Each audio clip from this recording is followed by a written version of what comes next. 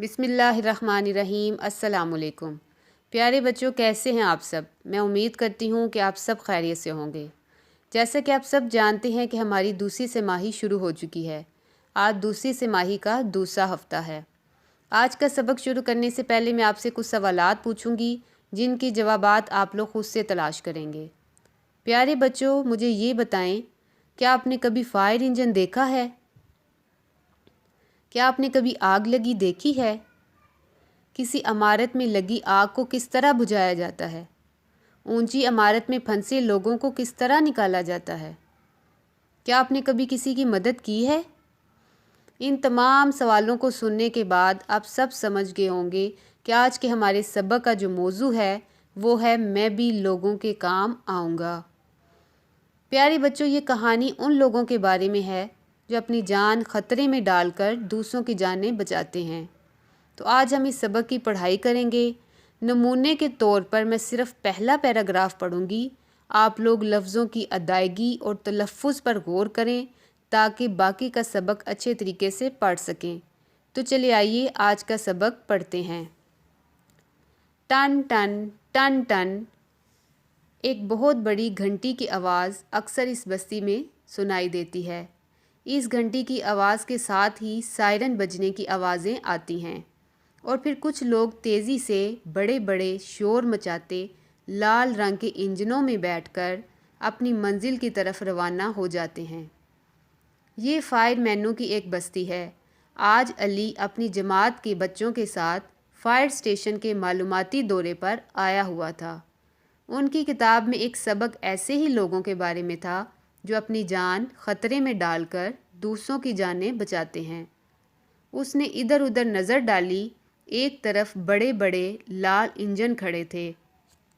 ایک کمرہ تھا جہاں کئی ٹیلی فون رکھے تھے۔ دوسرا کمرہ ایک افسر کا تھا۔ ایک طرف ایک اسٹور بنا تھا۔ باہر کی طرف ایک میدان تھا جہاں ایک 5 منزلہ ٹاور تھا۔ پیارے بچوں، باقی کا سبق آپ لوگوں نے خود سے پڑھنا ہے۔ اب ہم اس سبق کے الفاظ، معنی اور جملے کریں گے۔ سب سے پہلے آپ لوگ انڈیکس لکھیں گے۔ انڈیکس ہے ہمارا میں بھی لوگوں کے کام آؤں گا، الفاظ، معنی، جملے۔ اب آپ لوگ اپنی کاپی کا صفحہ تیار کریں۔ آج کی تاریخ لکھیں، جماعت کا کام، عنوان لکھیں گے میں بھی لوگوں کے کام آؤں گا۔ اس کے بعد اس کو رنگین پینسل سے خط کشید کریں گے۔ اب ہم الفاظ، معنی لکھتے ہیں۔ نمبر 1 ہے بستی، آبادی۔ نمبر 2 ہے مظاہرہ، احتجاج۔ نمبر 3 ہے مہارت، کسی کام کو عمدگی سے کرنا۔ نمبر 4 ہے انتظام، بندوبست۔ اور نمبر 5 ہے عظیم، یعنی بڑا۔ ان الفاظ کے آپ لوگ جملے بنائیں گے۔ جملے آپ لوگوں نے خوبصورت اور دلچسپ بنانے ہیں۔ کام کرتے وقت لکھائی کا خاص خیال رکھنا ہے۔ کام آپ کا خوبصورت اور خوش خط ہونا چاہیے۔ الفاظ، معنی، جملے کرنے کے بعد اب ہم لوگ اپنا گرامر کا کام کریں گے۔ آج کے ہمارے سبق کا جو دوسرا موضوع ہے وہ ہے لفظی گنتی۔